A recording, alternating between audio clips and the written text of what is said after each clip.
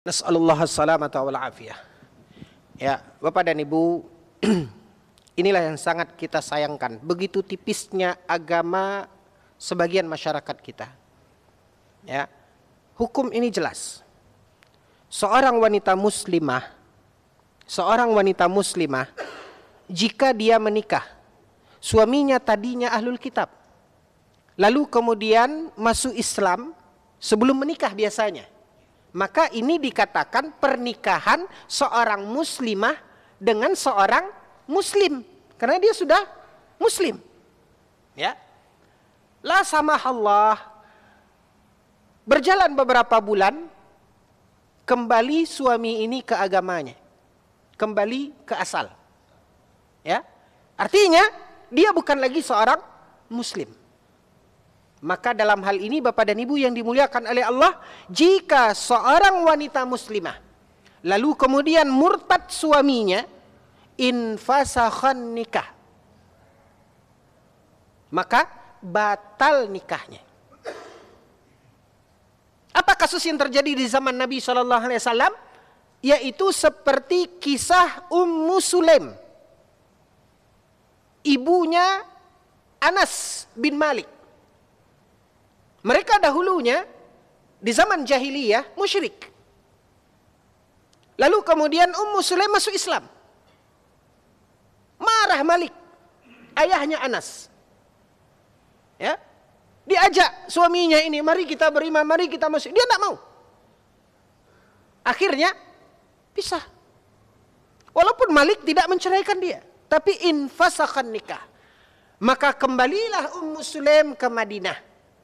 Ketika dia bawa anaknya Anas yang masih kecil ketika itu, lalu kemudian dia serahkan kepada Rasulullah SAW, menjadi khadimun Nabi SAW. Infasakhan nikah. Ya.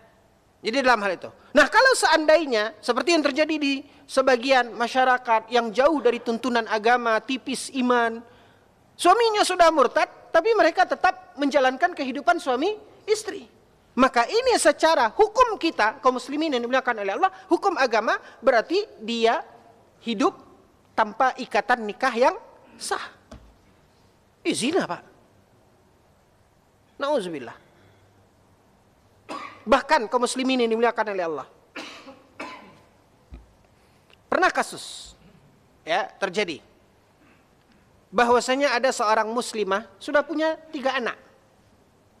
Lalu dia datang, dia mengatakan dulu suaminya sebelum menikah non muslim, lalu masuk Islam. Ya. Lalu masuk Islam. Katanya sudah masuk Islam. Lalu mereka menikah. Tapi dia sejak dia menikah tidak pernah lihat suaminya sholat, tidak pernah suaminya apa-apa, tidak pernah menjalankan agama, puasa tidak puasa. Sehingga baru setelah anaknya 3, baru dia ragukan. Sebenarnya saya tidak yakin suami saya itu masuk. Allahu Akbar. Begitu mudah agama ini. Memang agama ini mudah, Pak. Allah Subhanahu wa taala la yukallifullahu nafsan illa wus'aha. Kalau kita disuruh salat berdiri, tidak bisa berdiri, boleh duduk. Tidak bisa duduk, boleh berbaring. Dengan gerakan seadanya yang bisa kita lakukan. Tidak bisa melakukan gerakan seadanya, cukup dengan kedipan mata. Tidak bisa juga kedipan mata, disolatkan lagi. Gitu. Nah, ini tidak bisa. Maka kaum muslimin yang dimuliakan oleh Allah, tapi lihatlah.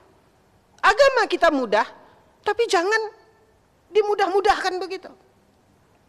Terus saya katakan, kok selama ini Bu, anak ibu sudah 3, baru ibu ragukan apakah betul suami ibu masuk Islam atau tidak.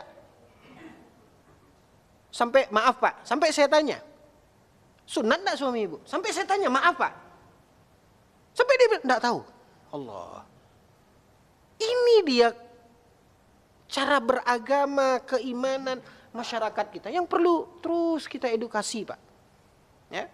Maka inilah dia hukum dalam agama kita yang nampak oleh kita ya selama hidup, selama kita masih Allah berikan umur, Allah berikan kesempatan. Memang rasanya janganlah kita jauh dari majelis seperti ini, dari majelis ilmu.